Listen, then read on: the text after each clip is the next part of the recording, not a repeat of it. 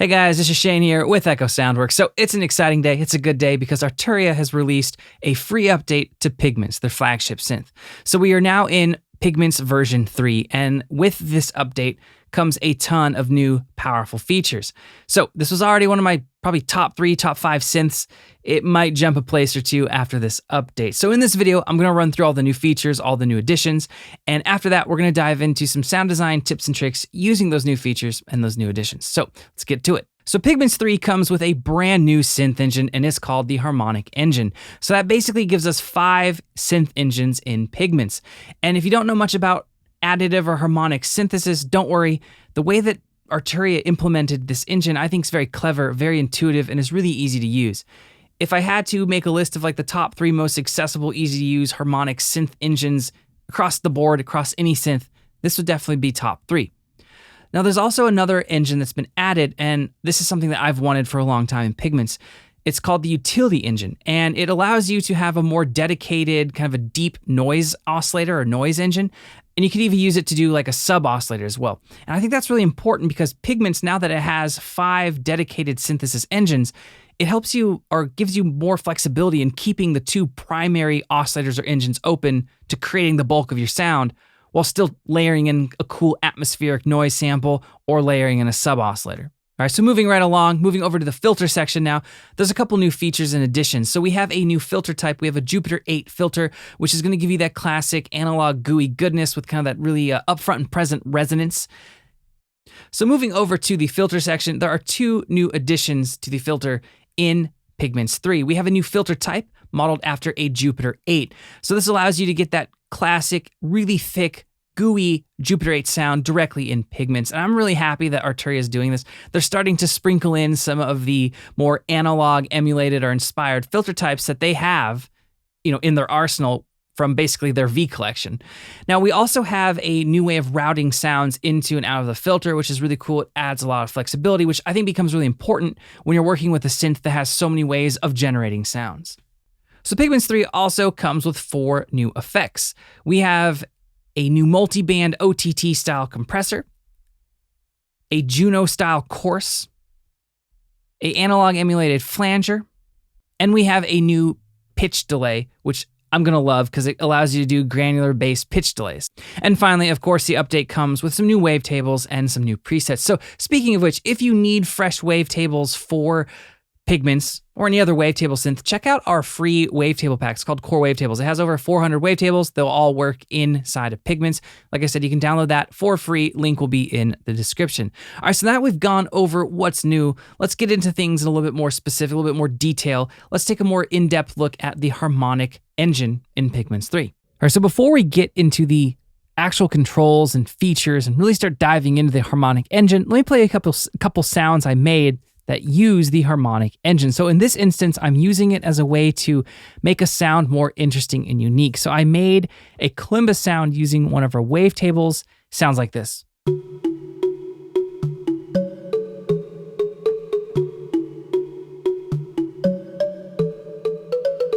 Now, I'm gonna layer in the Harmonic engine and the Utility engine that has some noise, and let's take a listen to the sound now.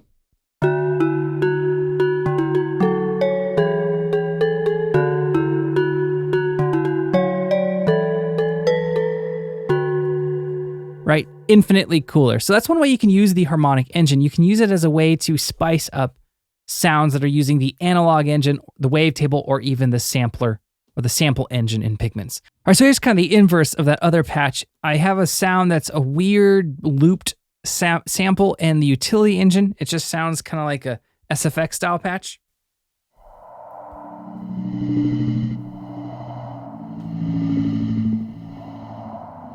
All right, let's blend in the Harmonic engine now with a little bit of modulation.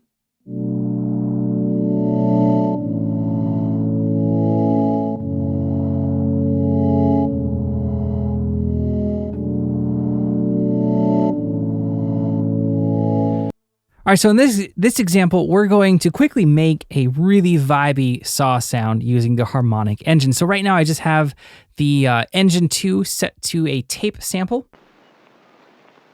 Right, just add some nice lo-fi vibe. Now I'm gonna go into my Harmonic engine and turn it on. we have basically kind of like a saw-ish wave loaded up. And I'm going to add a modulator to this. I'm going to modulate the pitch 12 semitones with a saw wave. Let's crank that up.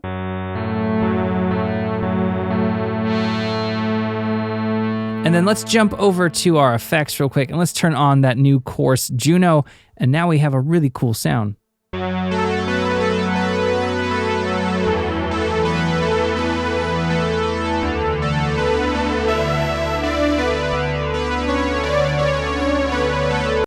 All right, so let's take a deeper look at the harmonic engine inside of Pigments.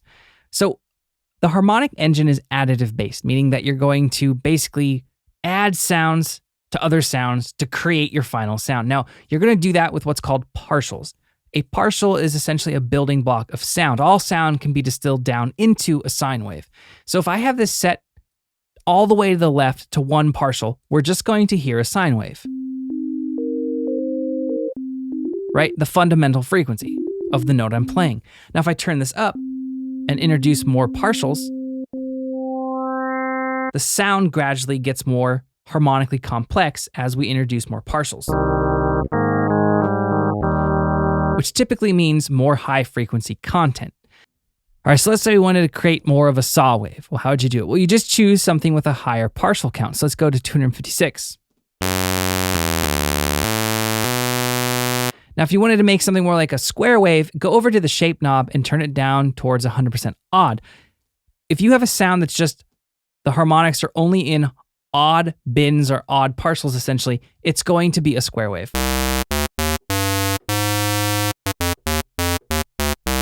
All right, so now we've listened to a couple sounds. Let's actually take a deeper dive into the different controls and sections of the harmonic engine. So let's first look at this partials control, because this is pretty important to the concept of additive synthesis. So I've probably mentioned this throughout the video at this point, but all sounds can be distilled down or broken down into a partial, which is a sine wave. So if I select the most basic option here, which is 8, and turn this knob all the way down, we get a sine wave. Right? That's just playing the fundamental. Now, what's interesting about how Pigments implemented the partial control is that you have different groups of partials, 8, 16, 32, on up to 512. Now, the reason I like this is because it gives you a starting point that's more musical. A lot of other synths that have a harmonic editor or harmonic engine or additive synth engine, they just kind of let you run wild and let you have access to each individual partial. So this makes it a little bit more accessible, and this is why I was referring to in the intro or the intro section of this video.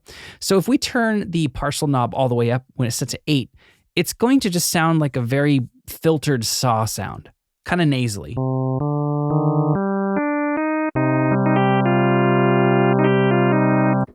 So in no way, shape, or form in Pigments 3 could you ever make like a saw wave or a square wave sound in the harmonic engine when you have your partial set to this low of a number. You're going to need to go higher. These numbers kind of correlate to the definition of the high frequencies, right? So the more partials you have, the more high frequencies will be represented or will be audible above your fundamental. So if we go to 256, this is now going to be pretty bright and buzzy. All right, so if you want to change the timbre of the sound, say away from a saw wave, you'd use this shape control. Down at the left, it'll say 100% odd. A waveform or a bunch of different partials that are only odd harmonics are going to sound like a square wave. And then a mix of the two, odd and even, sound like the saw wave that we heard. And then up at the right, 100% even is kind of a weird mix between a sine wave in the low end and almost like a filtered saw at the top. All right, so up until this point, we've basically just been looking at the basics in the harmonic engine. Let's start to look at how we can make the sound more additive. So the first thing we're gonna look at is this ratio control. When you turn this up, it'll push the partials that are generated further away from your fundamental. So if I turn this up, you'll actually see that happen.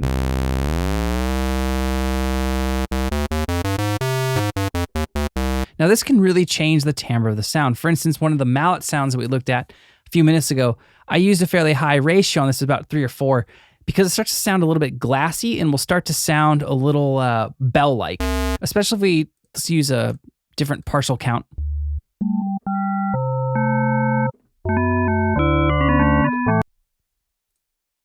So moving over to the left, we have this section that says window currently. This is actually a drop down where you can choose 3 different modes, and these 3 different modes are called window, cluster, and shepherd. They'll give you a different set of controls under the drop down, and what they allow you to do is they allow you different ways to basically modulate and alter the sound within the Harmonic engine. So the one that's set by default, window, literally gives you a window or a range that you can set. So it can be one partial, a few partials, a huge section of the sound to change and modulate the timbre, the quality of the sound. So the next mode is called cluster, and this is going to bring the partials within a window or range that you adjust closer together, which is going to in turn basically change their frequency and change the harmonic relationship between the partials. So if we play our saw sound here,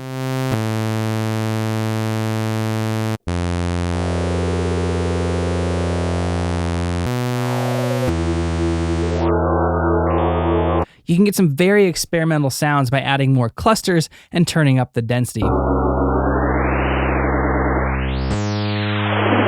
Now, if you were to modulate this with, say, a really fast, kind of a random modifier or modulator or a function, you set it up to be kind of a random shape, you could kind of impart some granular style movement into your harmonic sounds by scanning through it. Pretty crazy. Now, next up we have shepherd. So this name harkens back to shepherd tone. So the shepherd's tone refers to the illusion of just always hearing that rising pitch, like it never ends. So this kind of superimposes a high frequency above the sound. Let's turn the gain up so you can hear it. And you can change the window size and hone in on the different partials that it sweeps through.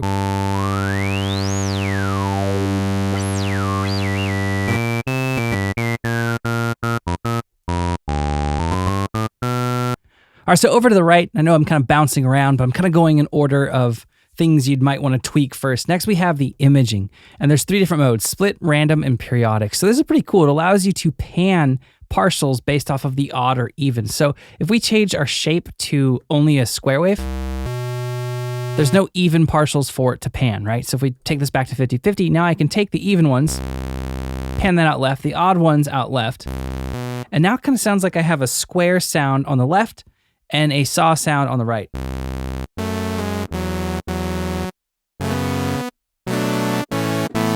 And of course, you can modulate those parameters. So that's the split mode. Random, of course, be a randomization between the left and right. And we can see that visually.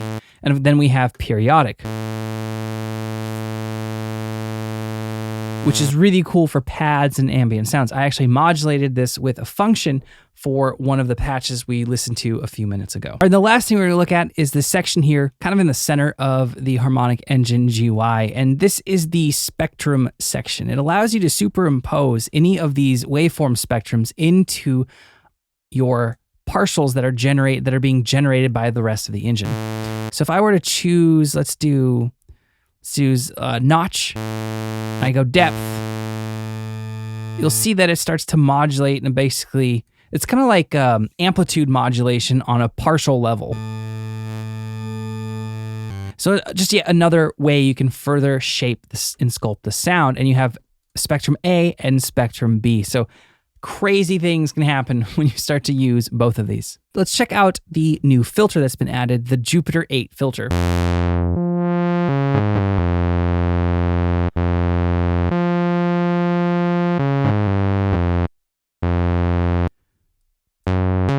So obviously, as the name suggests, it's modeled after the classic Jupiter 8 filter. So it's going to be great for basses, synthwave, anything you want that classic Jupiter sound on.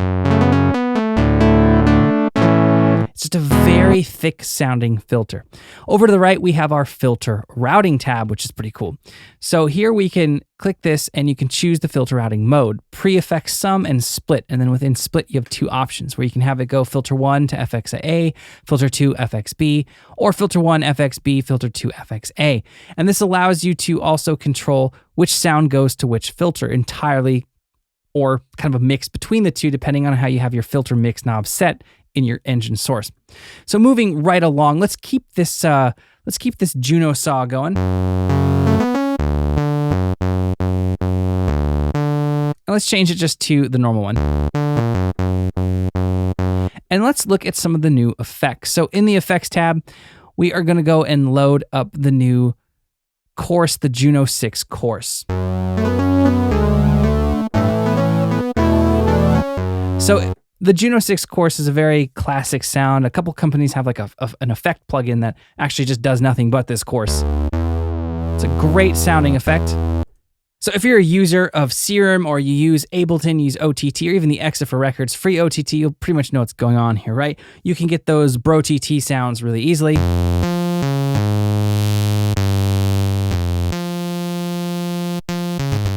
Two different modes, above and below, and above only.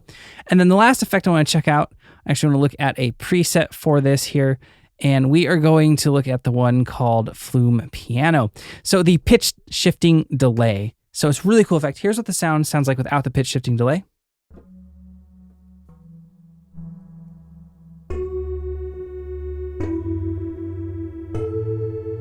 Right, we'll turn the pitch shifting delay on and check it out.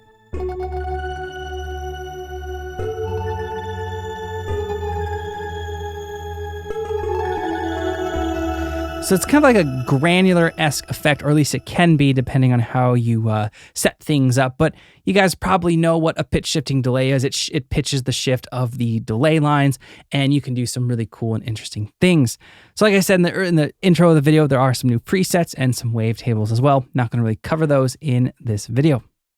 All right, so that's going to sum up this video. If you guys have any questions or comments, you can post those below, and we'll get back to you as soon as we can. If you guys aren't subscribed to our channel, you know the drill. Hit that subscribe button. The support really does mean a lot to us. And if you guys haven't ever checked out our website, echosoundworks.com, definitely head on over there. There's a ton of free content, samples, loops, and presets. And of course, there's some premium sound sets and sample packs as well. And lastly, if you guys use Instagram, consider giving us a follow. We run a lot of contests, giveaways, and promotions on that platform.